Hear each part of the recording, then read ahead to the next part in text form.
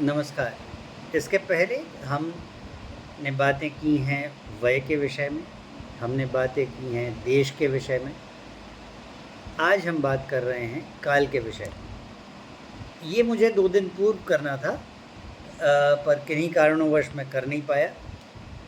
तो जब हम काल के संदर्भ में बात करते हैं, काल के हमारे सामने 2 स्वरूप होते हैं, एक दैनिक और एक वार्षिक।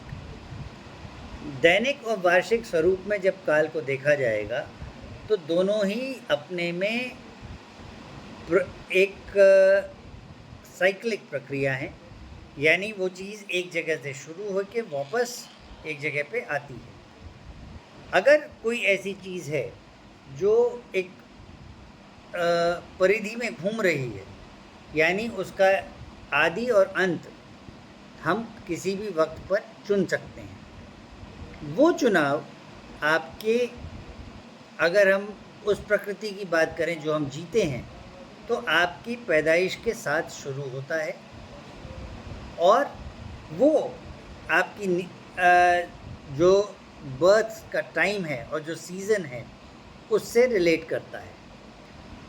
जब मैं ये बातें कहता हूँ तो बहुतायत लोग इसको ज्योतिष से जोड़ने की कोशिश करेंगे। मेरा आशय यहाँ ज्योतिष बिल्कुल नहीं है, लेकिन दिन के 24 घंटे वर्ष के चारों सीजन्स के समान 4 हिस्से में होते हैं और उतने ही 4 खंड दिन के और 4 खंड साल के उन हिस्सों के होते हैं जब एक सीज़न या एक पीरियड दूसरे पीरियड में शिफ्ट हो रहा होता है, ट्रांजिशन कर रहा होता है।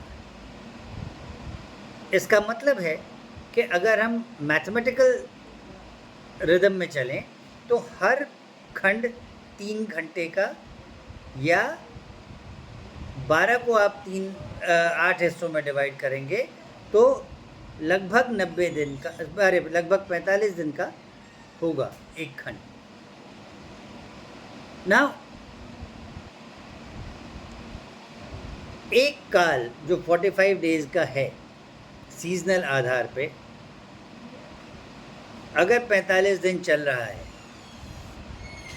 तो 45 दिन, और जन्म अगर 0 आवर्स पे हुआ है और 0 hours of the transition of the season पे हुआ है, तब तो वो एक साथ चलेंगे। लेकिन अगर जन्म इंसान का मान लीजिए सुबह 7 बजे हुआ तो 3 घंटे के अंश के हिसाब से एक तीसरे खंड में उस व्यक्ति का जन्म हुआ और सीज़न मान लीजिए 0 पे शुरू हुआ, 45 डेज बीतने के बाद एक 46th डे और 45th डे के ट्रांजिशन पे हुआ, तो भी जो ये 7 घंटे का लैग है ये अगले 45 डेज के एंड पे कैरी फॉरवर्ड करेगा, या ये 7 घंटे का जो फॉरवर्ड टाइम है ये आगे कैरी फॉरवर्ड करेगा। ये जो वेरिएशन होता है, ये जो माइनर बायस है सीज़न और डेली रिदम के बीच में, इसके कारण भी प्रकृति का फ्लक्चुएशन होगा। और जो मैंने बात की थी पिछले लेक्चर में कि एक्सटर्नल प्रकृति में का जब हम इस नज़र से विश्लेषण करते हैं कि ज्योग्राफिक इम्पैक्ट क्या होगा या क्लाइमेटिक इम्पैक्ट क्या होगा, उसी के साथ जब हम इन दोनों को भी जोड़ देते हैं और उसी परसेंटेज पे रखते हैं तो 30% इम्पैक्ट वात पित्त कफ पे हो रहा है और उस 30% में भी एक वेरिएबल पार्ट आ रहा है, जबकि डायurnal fluctuation of Vata Pitta Kapha is going to have a minor impact on जो सीजनल इम्पैक्ट है ट्रांजिशन का। तो प्रकृति के साइकिल्स, जब तक वो पूरे साइकिल्स हैं, 45 दिन के पूरे साइकिल्स अगर हैं 45 मल्टीप्लाई बाई 24, तो डायurnal रिदम का प्रकृति के ट्रांजिशन पर कोई स्पेशल वेरिएशन नहीं होगा अंडर नॉर्मल सर्कमस्टांसेस। हम अभी भी ये बात नहीं कर रहे हैं कि क्लिनिकली क्या है। अभी हम ये सारे लेक्चर्स में जो आदर्श मैथमेटिकल परिस्थितियां हैं उसकी बात कर रहे हैं। लेकिन मैथमेटिकल ओवरलैप हमेशा होगा अगर बर्थ टाइम उस सीज़न के ट्रांजिशन से कुछ पीरियड्स का पहले होगा। या मान लीजिए एक दूसरी परिस्थिति के सीज़न 45 डेज़ का हो चुका है, दूसरे सीज़न के मान लीजिए 8 दिन बीत चुके हैं और 8 दिन बीतने पर 0 आवर्स पर हुआ, तो अब ये साइकिल सिर्फ 37 दिन की होगी और अगले 8 दिन ओवरलैपिंग सीज़न में चले जाएंगे। यहाँ पर सीज़न के फ्लक्चुएशन का इम्पैक्ट आएगा, जो दिन और रात की रिदम है उसका कोई फ़र्क नहीं पड़ेगा क्योंकि वो 0 आवर्स पे हुआ था। अब आदर्श सिचुएशन जो हो सकती है, आइडियल सिचुएशन जो प्रैक्टिकल सिचुएशन हो सकती है बहुतायत में, वो ये नहीं होगी कि 0 आवर्स पे ही हुआ दोनों का। वो ये नहीं होगा कि 0 आवर्स पे एक हुआ था दूसरा किसी और आवर पे था।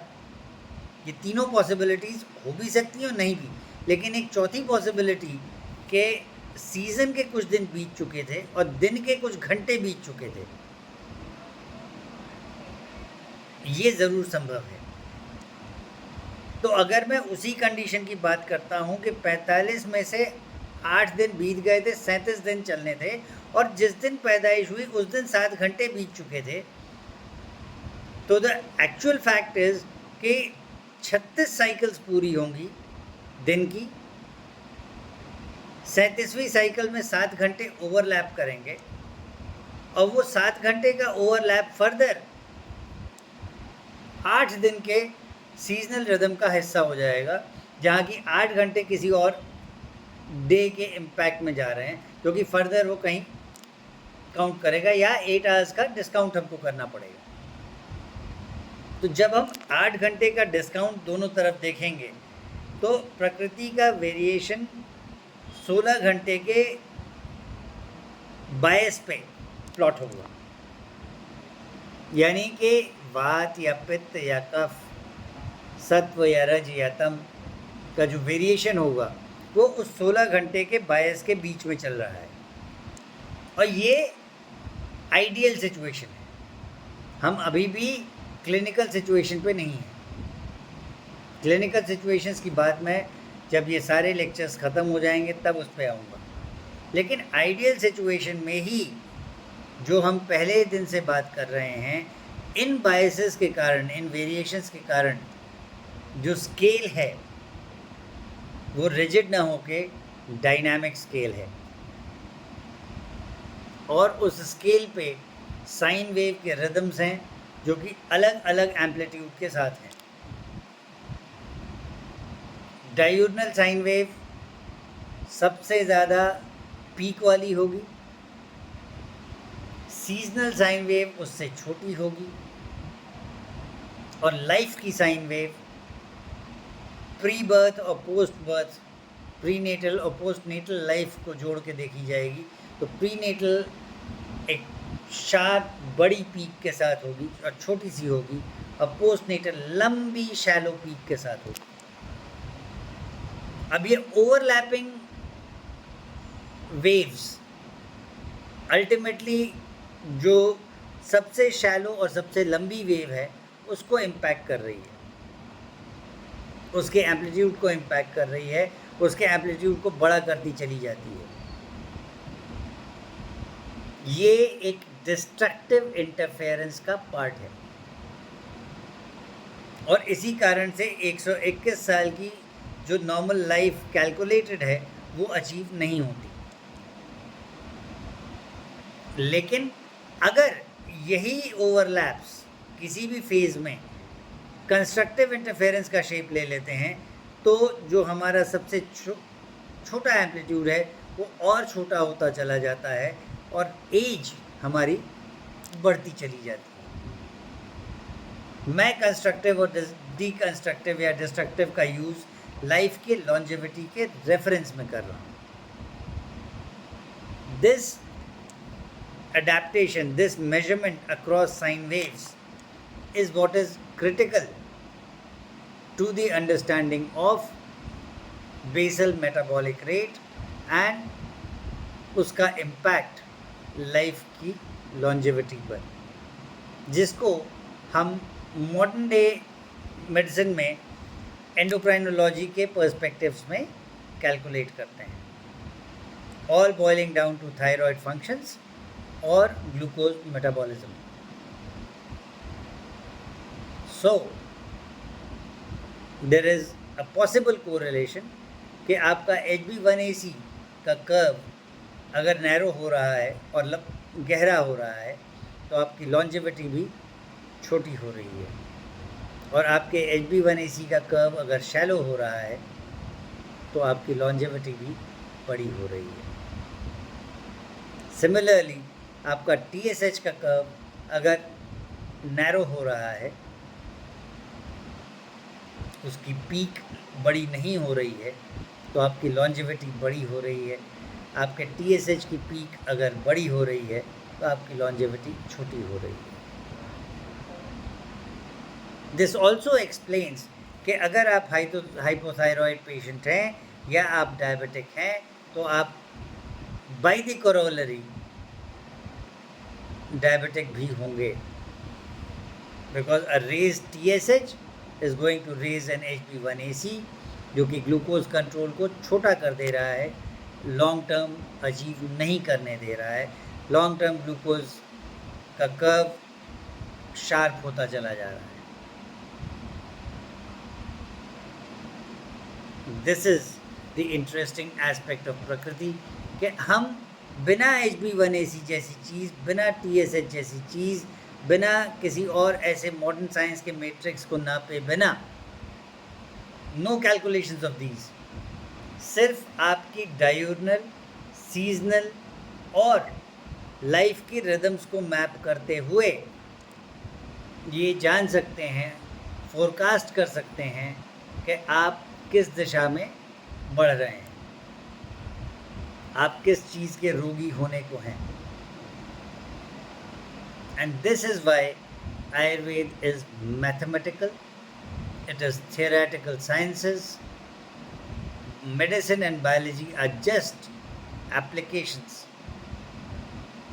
Of a much broader science, जिसकी बात अनफॉर्चुनेटली आयुर्वेद वर्ल्ड में नहीं की जाती. I will be revealing my understanding across further lectures कि मैं अलग अलग एस्पेक्ट्स को किस नज़रिए से देखता हूँ, वो कैलकुलेशंस किस तरह से देखता हूँ. आई एम सॉरी अगेन, मेरे पास कोई मीडियम नहीं है जिस पे कि मैं ये कैलकुलेशंस आपको होते हुए या करते हुए दिखा सकूँ. But I do offer you an opportunity. वो है तो पेड, लेकिन आप अपने बारे में, अपनी हेल्थ के बारे में अगर फोरकास्ट चाहते हैं तो you can go to my website hphweb.com and go for Ayurscan. आप अपना डेटा वहाँ छोड़ देंगे, मैं आपसे संपर्क कर लूँगा. And if you want to know your details and reports and know कि आप किस तरफ जा रहे हैं without any other investigations, I can tell you. Thank you.